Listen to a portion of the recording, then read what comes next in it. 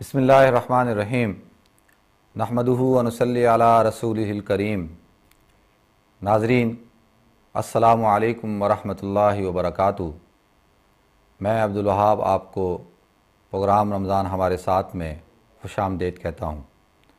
ناظرین، اللہ کے فضل و احسان سے اللہ رب العزت نے ہمیں رمضان المبارک کا باسعادت مہینہ عطا فرمایا، اور اس کے ساتھ ساتھ اللہ رب العزت نے ہمیں اس بات کی توفیق بھی عطا فرمائی کہ ہم اس رمضان المبارک کے اندر عبادات اور دیگر تلاوات، نوافل اور دعاؤں کے ذریعے سے اللہ رب العزت کا تقرب حاصل کرتے ہیں۔ ناظرین، جیسا کہ آپ حضرات کے علم میں ہے کہ رمضان المبارک کے اندر اللہ رب العزت سرکش شیاطین کو قید کر دیتے ہیں اور جنت کے، رحمت کے، مغفرت کے دروازوں کو کھول دیتے ہیں، جہنم کے دروازوں کو بند کر دیتے ہیں۔ ناظرین، رمضان المبارک کا مہینہ ایک بہت بڑی اپرچونٹی ہے ان لوگوں کے لیے جو اپنی زندگی کو سنوارنا چاہتے ہیں، جو اپنی زندگی کے رخ کو صحیح کرنا چاہتے ہیں، جو اپنی لائف کو 100% کمپلیٹ دین کے مطابق گزارنا چاہتے ہیں۔ اللہ کے رسول صلی اللہ علیہ وسلم نے فرمایا کہ یہ مہینہ جو ہے، اس مہینے کو شہر التوبہ بھی کہا جاتا ہے، کہ اس مہینے کے اندر میری امت کے وہ گناہ گار افراد جن کی زندگیاں گناہوں کے اندر ڈوبی ہوتی ہیں، اللہ رب العزت ان کو موقع عنایت کرتے ہیں، کیونکہ شیاطین قید ہیں، لہذا ان کے پاس یہ بہت اچھی اپرچونٹی ہے کہ وہ توبہ کریں اور توبہ کرنے کے بعد اللہ کی طرف رجوع کریں۔ ناظرین، آج ہم اپنی گفتگو کا فوکس جو ہے وہ توبہ کے اوپر کریں گے۔ توبہ کیا چیز ہے؟ عربی لغت کے اندر اگر توبہ، تابہ یتوبو کے معنی دیکھیں تو اس کے معنی آتے ہیں لوٹنے کے، رجوع کرنے کے، اور شریعت اسلامی کے اندر اس کے معنی ہے کہ ایک شخص اگر نافرمانی کی زندگی گزار رہا ہے، گناہوں کے اندر مبتلا ہے، اور وہ سچے دل کے ساتھ توبہ کرتا ہے، رجوع کرتا ہے، اپنی نافرمانی کی زندگی کو چھوڑ کر اطاعت اور فرما برداری کی زندگی کو اختیار کرتا ہے، اس کو توبہ کہا جاتا ہے۔ قرآن پاک میں اللہ رب العزت نے ارشاد فرمایا، یا ایھا الذین آمنوا توبوا الی اللہ توبۃ نصوحا، اے ایمان والو، اللہ کے ساتھ اللہ کی طرف رجوع کرو، اللہ کی طرف لوٹو، توبۃ نصوحا، پکی اور ٹھکی توبہ کے ساتھ۔ ناظرین، یہ پکی توبۃ نصوحا کیا چیز ہے؟ علماء کرام فرماتے ہیں کہ اگر توبہ 3 شرائط کے ساتھ کی جائے تو وہ حقیقی معنوں میں توبہ کہلاتی ہے۔ سب سے پہلے شرائط بیان کرنے سے پہلے میں توبہ کا طریقہ بیان کر دوں کہ ایک شخص جو ہے، اگر وہ چاہتا ہے کہ وہ اللہ کی طرف رجوع کرے، دین کی طرف رجوع کرے، اپنی زندگی کو جو ہے وہ صحیح طور پر گزارے، اس کو چاہیے کہ وہ غسل کرے،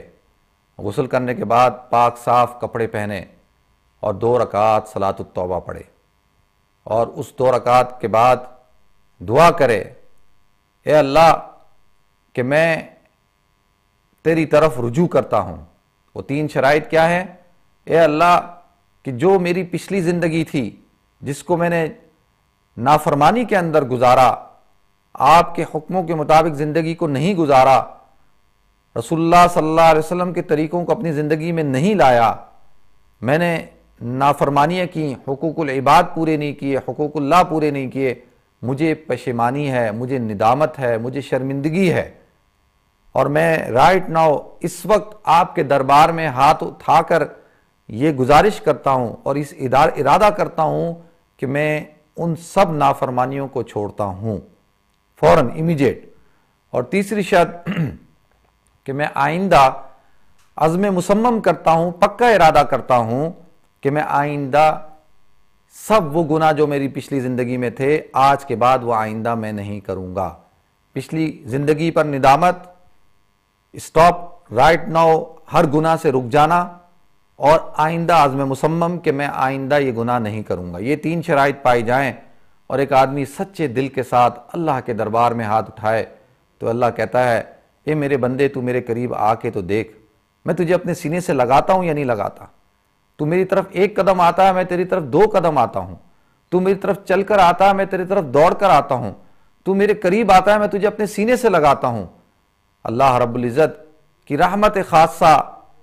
رمضان کے اندر ہر وقت ہر آن یہ آواز لگا رہی ہے کوئی مغفرت طلب کرنے والا؟ حل من مستغفرین فاغفرہ، ہے کوئی مغفرت طلب کرنے والا کہ میں اس کی مغفرت کروں؟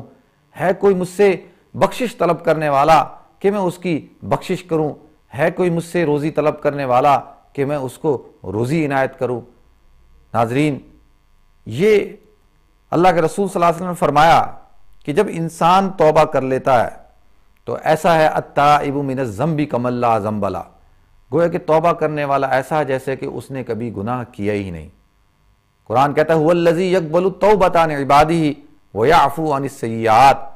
کہ وہی اللہ ہے، وہی رب ہے یقبل التوبۃ عن عبادہ، کہ وہ اپنے بندوں کی توبہ کو قبول کرتا ہے، ویعفو عن السیئات، اور ان کی گناہوں کو معاف کر دیتا ہے۔ ناظرین، پورا قرآن اللہ رب العزت کا کلام ہے، لیکن جو برکات اور جو مقام آیت الکرسی کو حاصل ہے وہ پورے قرآن میں کسی آیت کو حاصل نہیں۔ اسی طریقے سے اللہ کے رسول صلی اللہ علیہ وسلم فرماتے ہیں کہ مجھے ایک آیت کے اترنے کی اتنی خوشی ہوئی کہ میں بیان نہیں کر سکتا۔ وہ اس سورہ زمر کی جو ہے 56ویں 56 آیت ہے، قل یا عبادی الذین اسرفوا علی انفسہم لا تقنطوا من رحمت اللہ، اے نبی آپ کہہ دیجئے میرے بندوں سے، قل یا عبادی الذین اسرفوا علی انفسہم، کہ جنہوں نے اپنے جانوں کے اوپر اسراف کیا، لا تقنطوا من رحمت اللہ، کہ وہ اللہ کی رحمت سے نا امید نہ ہو، ان اللہ یغفر الذنوب جميعا، اللہ رب العزت تمام گناہوں کو معاف کر دیتے ہیں۔ وَأَنِيبُوا إِلَىٰ رَبِّكُمْ، اور جو ہے اپنے رب کی طرف متوجہ ہو، اس کی طرف توجہ کرو، وَأَسْلِمُوا لَهُ، اور اپنے آپ کو کامل طور پر اس کے سپرد کر دو، مِن قبل أَن يَأْتِيَكُمُ الْعَذَابُ، بیشتر اس سے کہ تمہارے اوپر عذاب آ جائے۔ عذاب، علماء کہتے ہیں یہاں پر عذاب سے مراد موت ہے، کہ موت کے آنے سے پہلے ثُمَّ لَا تُنصَرُونَ، اور پھر جب موت اگر آ گئی تو اس کے بعد پھر کسی قسم کی توبہ جو ہے وہ قابل قبول نہیں۔ آتا ہے کہ جب انسان حالت غرغرہ میں ہوتا ہے، جب موت کے فرشتے اس کو نظر آ جاتے ہیں، اگر اس وقت کے اندر وہ توبہ کرتا ہے تو وہ توبہ اس کے قابل قبول نہیں۔ ناظرین، اللہ کے رسول فرماتے ہیں کہ اس آیت کے اندر تمام کے تمام مسلمانوں کو امید ہے، تمام کے تمام وہ گناہگار مسلمان، وہ مرد اور عورت جو اللہ کے نافرمان ہیں، ان کے لیے ایک ایسی تمنا ہے، ایسی آرزو ہے کہ اگر وہ اس کو طلب کریں تو اللہ رب العزت ان کے تمام گناہوں کو معاف فرما دیتا ہے۔ یہاں پر یہ بات سمجھنے کی ہے کہ گناہوں سے مراد گناہ صغیرہ ہوتے ہیں، گناہ کبیرہ نہیں،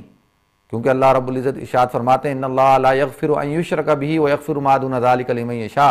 کہ اللہ رب العزت تمام گناہوں کو معاف کر دیتا ہے لیکن شرک کو معاف نہیں کرتا۔ اسی طریقے سے اللہ رب العزت حقوق العباد جب تک پورے نہ کیے جائیں، اگر کسی کا کوئی حق کھایا ہے، کسی کو کوئی جائیداد کھائی ہے، کسی کو گالی دی ہے، کسی کی غیبت کی ہے، تو جب تک ان سے معافی نہ مانگیں، اگر وہ زندہ ہیں تو ان سے معافی مانگ لیں، اگر وہ زندہ نہیں ہیں تو جو ہے انتقال کر چکے ہیں تو ان کی مغفرت اور ان کی بخشش کے لیے دعا مانگیں، تو ہو سکتا ہے اللہ رب العزت آپ کی دعا کی برکت سے اللہ آپ کو معاف کر دے۔ ناظرین،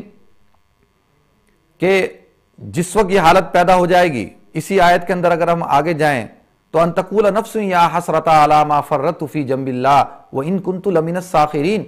کہ نفس کہے گی، حسرت کرے گی جب وہ ختم مر چکی ہوگی، حسرت کرے گی کہ کاش کہ میں اللہ کے احکامات کے اندر جو ہے کوتاہی نہ کرتا، کاش، اور پھر وہ کہے گا کہ میں تو دین کا مذاق اڑانے والا تھا، میں تو داڑھی کا، ٹوپی کا، نمازوں کا، دین کا، اسلام کا مذاق اڑایا کرتا تھا۔ وَإِنِّي كُنْتُ لَمِنَ السَّاخِرِينَ او تقول لو ان اللہ ہدانی لکنت من المتقین، پھر کہے گا کاش کہ اللہ رب العزت ہی مجھے ہدایت دے دیتے تو میں متقی ہو جاتا۔ تو دوسری جگہ پہ اللہ رب العزت نے ارشاد فرمایا بلا قد جاءتک آیاتی فکذبت بها واستکبرت وکنت من الکافرین، کہ ہماری تو آیتیں تمہارے پاس آئی تھیں، انبیاء کرام تمہارے پاس آئے تھے، یہ قرآن تمہارے پاس موجود تھا، یہ لوگ تمہیں دین کی طرف بلاتے تھے، علماء کرام، اولیاء کرام جو ہے، مشائخ اعظام جو ہے وہ دین کی طرف بلاتے تھے، بلکہ ضبطہ، بلکہ تم ان کا انکار کرتے تھے، واستکبرت، اور پھر تم تکبر بھی کیا کرتے تھے، وکنت من الکافرین، اور تم لوگ جو تھے وہ نافرمانوں میں سے تھے۔